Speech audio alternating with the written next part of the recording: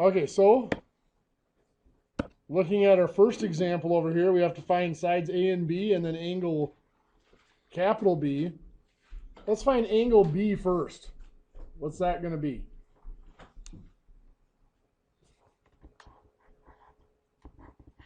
How did I get 57 degrees for that? 90 plus 33.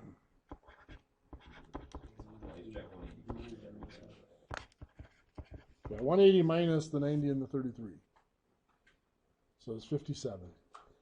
In a right triangle, by the way, since you know this angle is always 90, you can just say these other two have to be 90. So you don't have to worry about 180. You know, 180 minus 90 is 90. So those two, you can just subtract 90, one of them from 90 to get the other.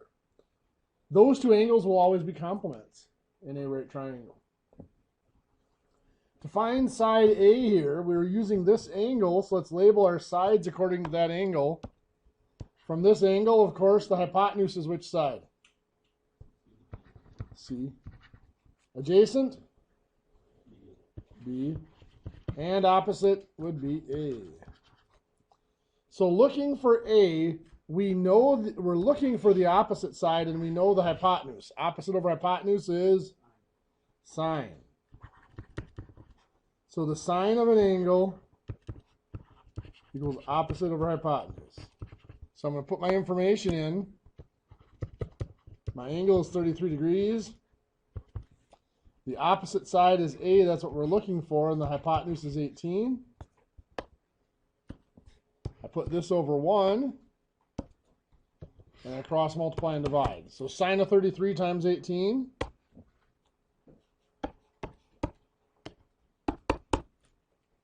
$9.80. So this is 9.80 millimeters. To find B, now I could do A squared plus B squared equals C squared. But remember, we talked yesterday about going back to original information that's given rather than reusing what we've calculated just to be safe. So B is the adjacent side, and we're given the hypotenuse again. So what we have there is the adjacent hypotenuse, which is which function? Cosine. Good. The cosine of an angle is adjacent over hypotenuse. So we're going to fill that in. We have the angle is 33. The adjacent side is B. That's what we're looking for, over 18. Put this over 1. And we will cross multiply and divide. Cosine of 33 times 18 divided by 1.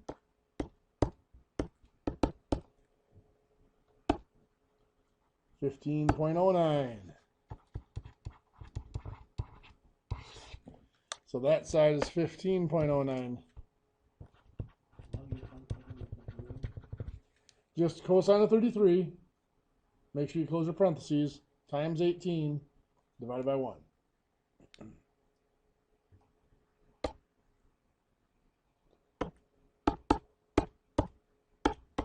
And you really don't have to do the divided by 1.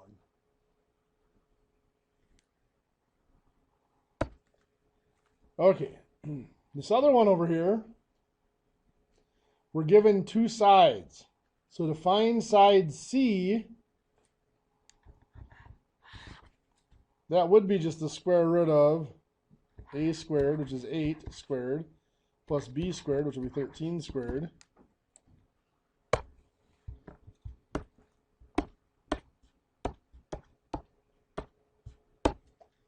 Gives us 15.26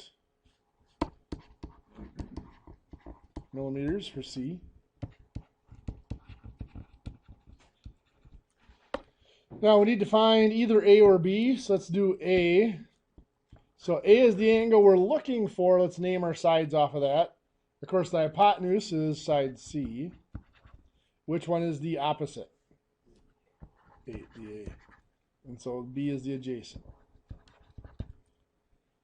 So looking for angle A, we actually have the opposite and adjacent, which means we're dealing with tangent of an angle.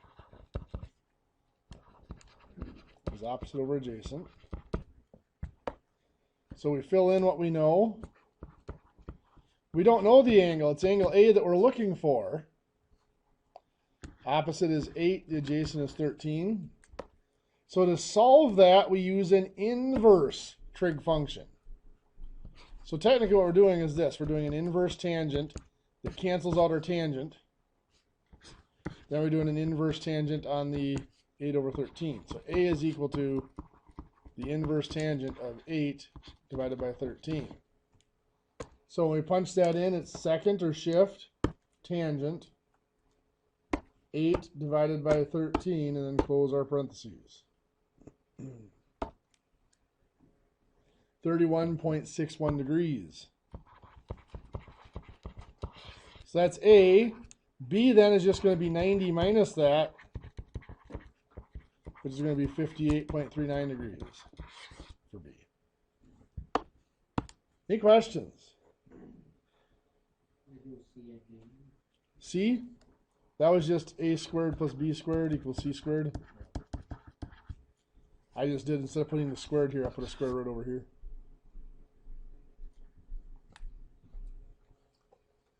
Okay, so being able to find these missing parts of triangles are going to help us in a number of trig applications. The first one we're going to look at, something we've mentioned before, is a sine bar. Now a sine bar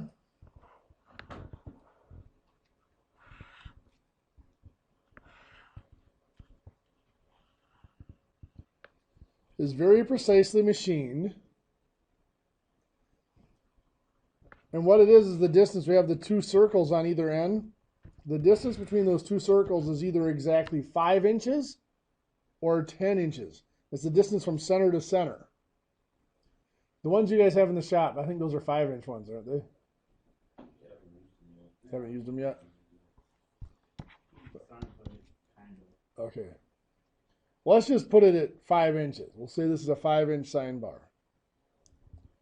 Normally, what these are used for is to construct an exact angle. So what you have right here is a gauge block buildup.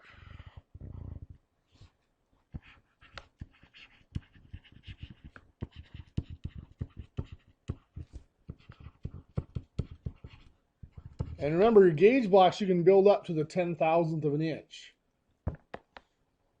So let's say we need to create a precise angle here. Now, technically, the triangle we're dealing with goes from the point where this contacts the base here to this point. So that's technically our triangle right there. But this hypotenuse here is going to be parallel to this line, which of course is parallel to that surface. So all of those surfaces will be at the same angle. But our right angle is technically there. And the angle we're constructing is right here. So let's say we need that angle to be exactly 26 degrees, 40 minutes.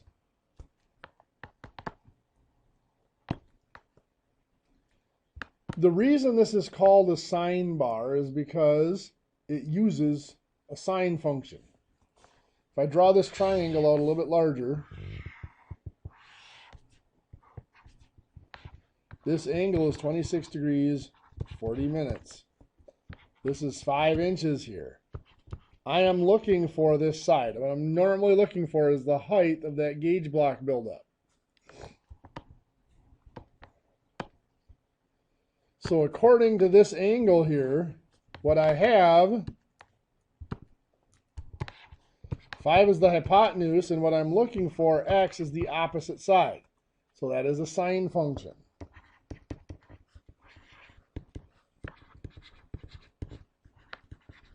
And yes, I do generally write out the function first. It helps me to plug the numbers in the right spot. So now when I go to plug numbers into that, the angle is 26 degrees, 40 minutes. Opposite side, x, is what I'm looking for. The hypotenuse is the 5. So to solve this, I put that over 1 to make it a proportion. Remember, there's only two possibilities. One, if I'm looking for a side on the triangle, I make it a proportion and I cross multiply and divide. If I'm looking for an angle, if I'm missing the angle, and that's what I'm looking for, then I have to use an inverse trig function. Here I am looking for one of the sides. So it is sine of 26 degrees 40 minutes times 5 divided by 1. So sine of 26 degrees 40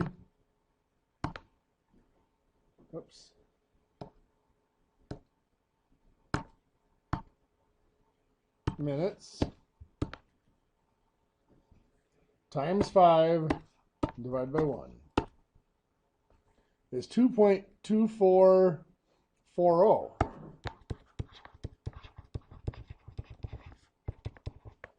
Now, I always get asked, how do I know where to round them off? On this one, it's obvious. When we are dealing with a sine bar looking for that gauge block buildup, since our gauge blocks will go to the 10,000th of an inch, we will round to the 10,000th of an inch. So 2.24399 becomes 2.2440. Because we have to round that off to the nearest 10,000. Right there. Any questions on that one?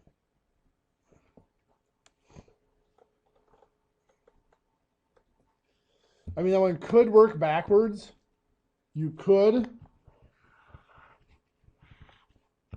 walk into a setup. Oh, I draw it so small.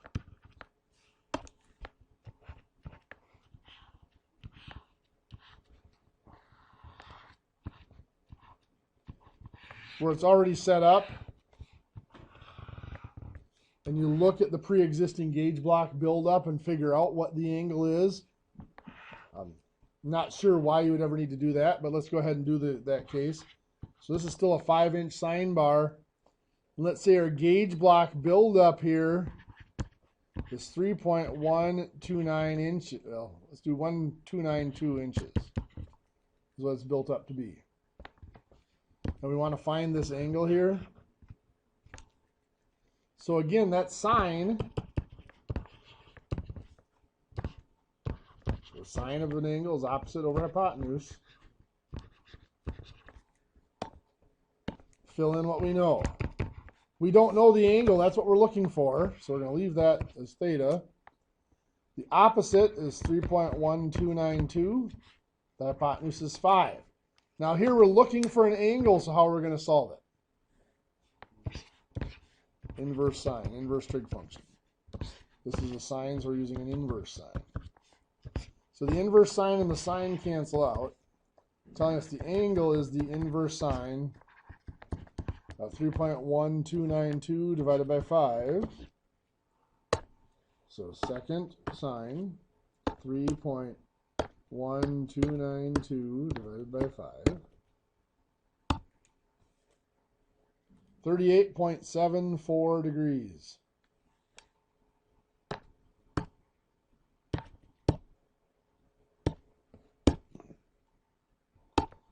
Otherwise known as 38 degrees, 44 minutes, 38 seconds. We're going to go with.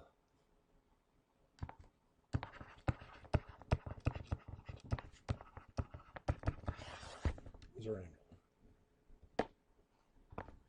Any questions? Okay.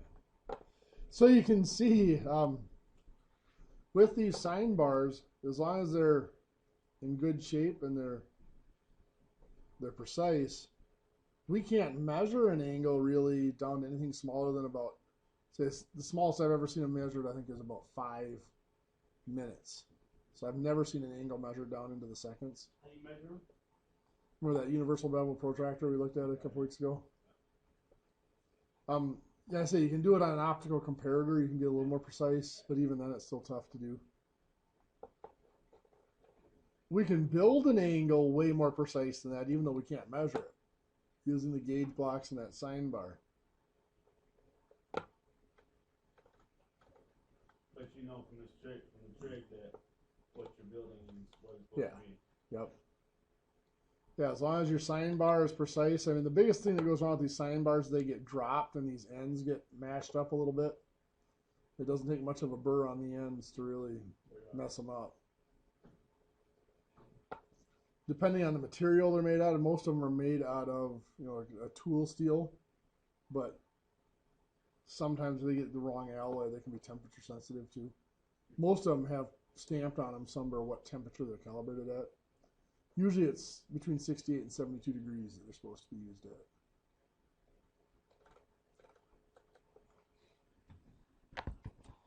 We've talked about tapers.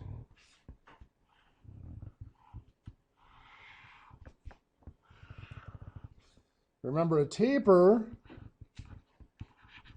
we had little diameter, big diameter, and a length. If you recall, our taper per foot was the difference in diameters divided by that length divided by 12. The divided by 12 on bottom was just to convert that length into feet. So let's say this is 2 1/4 inches here, and this is 5 7/8 inches. And let's put my length at 9 1/2 inches. Our taper, 5 7/8 minus 2 1/4, all over 9 1/2 divided by 12. Well, if I use my parentheses correctly here, put parentheses around that and that, I'll put it in the calculator all at once. 5 7/8 is 5.875. Minus 2 1/4 is 2.25. Divided by 9 1/2 is 9.5 divided by 12. So I get 4.5789 inches per foot of taper. Well, oops, go ahead. Is there a question? The trig comes into this, finding a taper angle. That taper angle is found off of this imaginary taper triangle out here. Or it could have been found, I could do it here and put the angle there as well. If I'd have drawn that line straight, maybe. More like that. Both of those angles would be the same because those two lines, the brown line and the green line, should be parallel if I drew them well. What we get here is this triangle here, where this is L, that's just the length, and this dimension here is half of the difference between the diameters. Why is it only half? Well, the other half is over here. Or I could say it's the difference between the radii if I wanted to do it that way. So this difference up here, this length here, let me draw this triangle out. This is going to be 9 1/2 inches here. This length is going to be half of the difference of 5 7/8 minus 2 1/4. Well, 5 7/8 minus 2 1/4 is 3 5/8, which is what? Divide that by 2 is 1 13/16, something like that. So 0.5 times 5.875 minus 2.25. Yep, that is 1 13/16.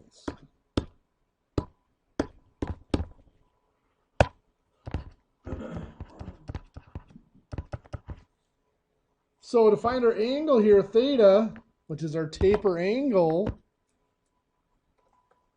according to theta, the 9 1/2 is which side? The adjacent. The 1 13/16 is the opposite. So opposite and adjacent are the known dimensions. The function that we're going to be using then would be tangent.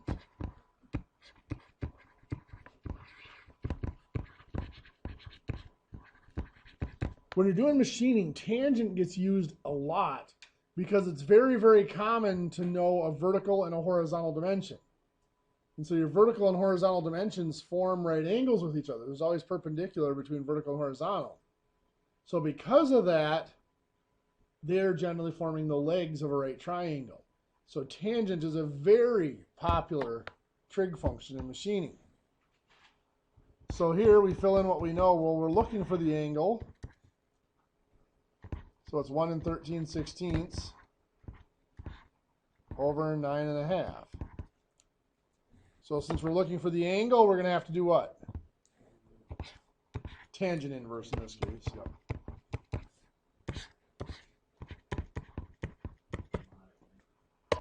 So it's going to be second tangent 1 13/16 divided by 9.5. Gives an angle of 10.8.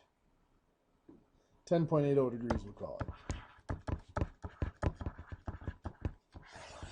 So there's our taper angle, 10.80 degrees. Second tangent, then the 1 13/16 divided by 9.5. This length? This one? Yeah, this is the length of the piece. This is half of the difference in diameters. Or it's the difference in the radii. Either way. If I use the radii, I don't have to cut it in half.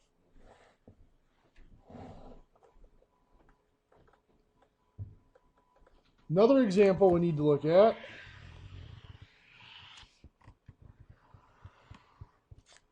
is a V block.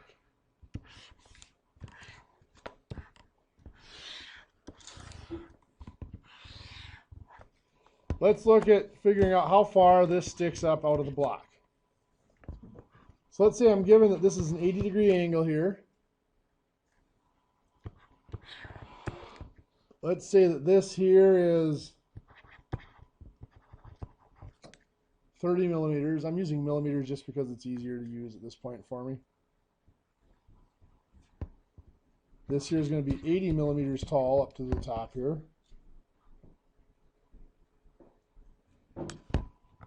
The radius of this is going to be a 40 millimeter radius.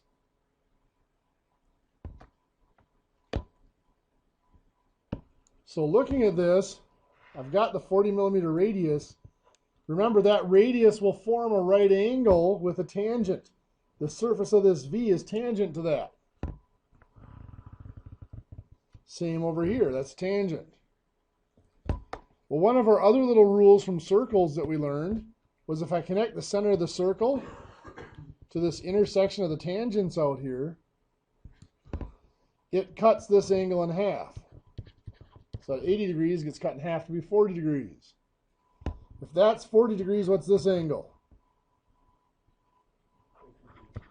50 degrees. So what I have there right now, yep, is a right triangle that's 40 degrees, 50 degrees, and 90 degrees. And I know this side here to be 40 millimeters. What I'm concerned with to find how far this sticks out of here is this side, or right here, which of course is the hypotenuse. I pick which angle I want to use. Typically I'd use the 40-degree angle because it's just half of the given angle of the 80. So according to that 40-degree angle, the 40 millimeter side is the opposite side. So here I have opposite and hypotenuse, which is the sine function. Sine of an angle is opposite over hypotenuse. So now here I do have the angle, that's 40 degrees. So I put 40 in for my angle. The opposite side is 40 millimeters. I am looking for my hypotenuse. When I am looking for a missing side, I make it a proportion. and I cross multiply and divide. I have to put the 1 under here this time because it's 1 times 40, which is 40, divided by the sine of 40. So 40 divided by the sine of 40 degrees, 62.229 we'll call it. Millimeters. So that was this side right here, which is this side here. So that's telling us that this length here is 62.229.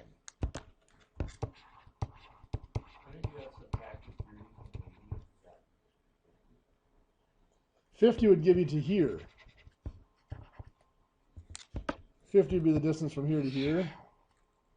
But that doesn't, the center doesn't necessarily line up with that. It may look like it does, but it doesn't necessarily. So we've got 30 from the base up to there, to the bottom of the V. From the V up to the center of our round stock, we got the 62.229. Then, of course, from here on up is how much? It's our radius, another 40. So that total height is found by adding those. 40 plus 62.229 plus 30 is 132.229 millimeters.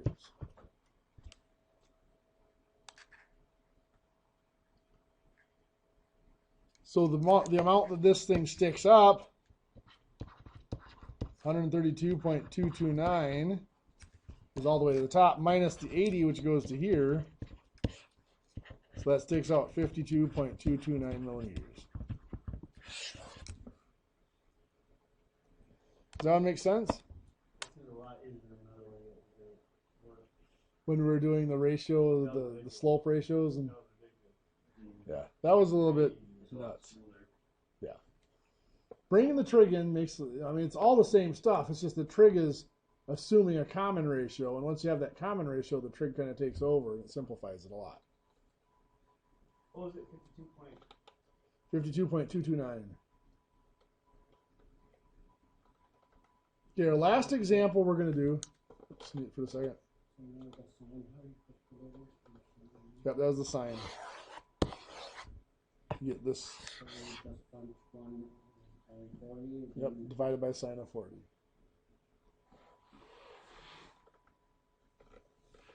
Last example we're going to look at.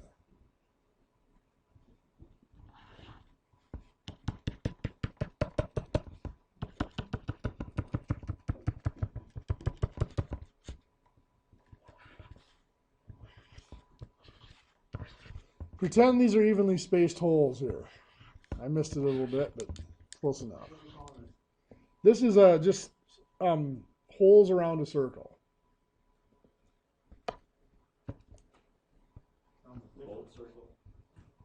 A bolt pattern, yeah, circular bolt pattern is what it is, really. Sure. You should see this guy in the shop. Just coattails. Okay, so let's say that our circle has a radius of 30 millimeters. And we have 5 holes around this circle. What I want to know is the distance center to center from one hole to the next.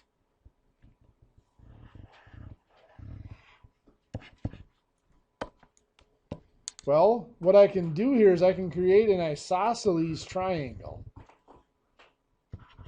by putting another radius to the second hole, because we know the radii are both have to be equal to each other.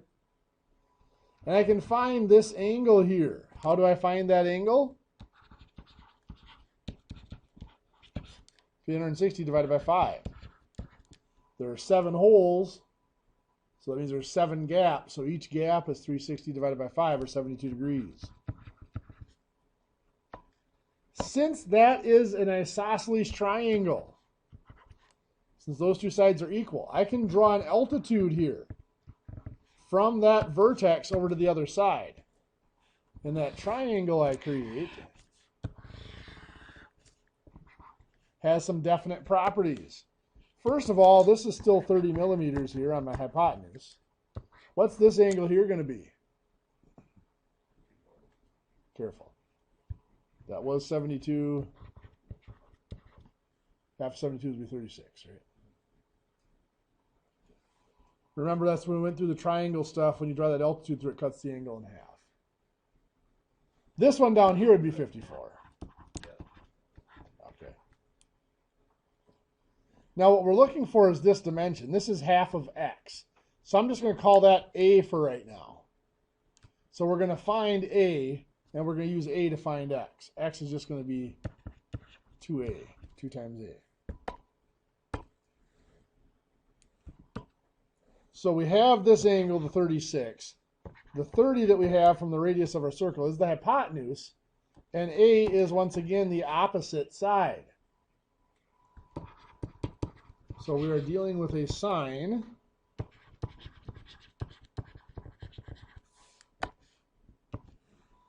we know the angle is 36 degrees, so I'll put that in. The opposite side is side A, that's what we're looking for. Our hypotenuse is 30 millimeters.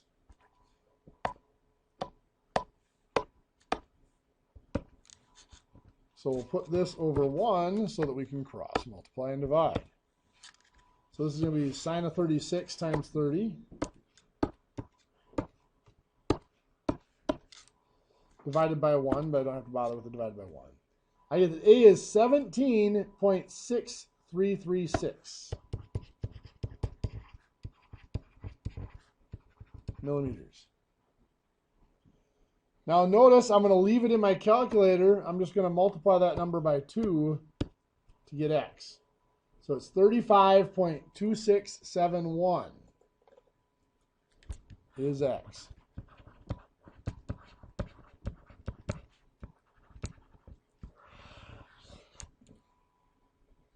So that is that distance from hole to hole. What do you think? So the key to these problems is going to be picking out the triangles and then breaking them down. Now I realize you still have questions on the homework. We'll have to wait till tomorrow to get to those because we're getting a little bit out of time. But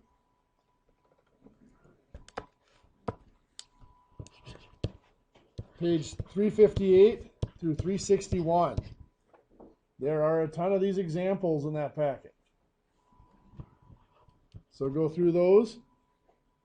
Tomorrow we'll look at some more complex examples of trig and machining problems.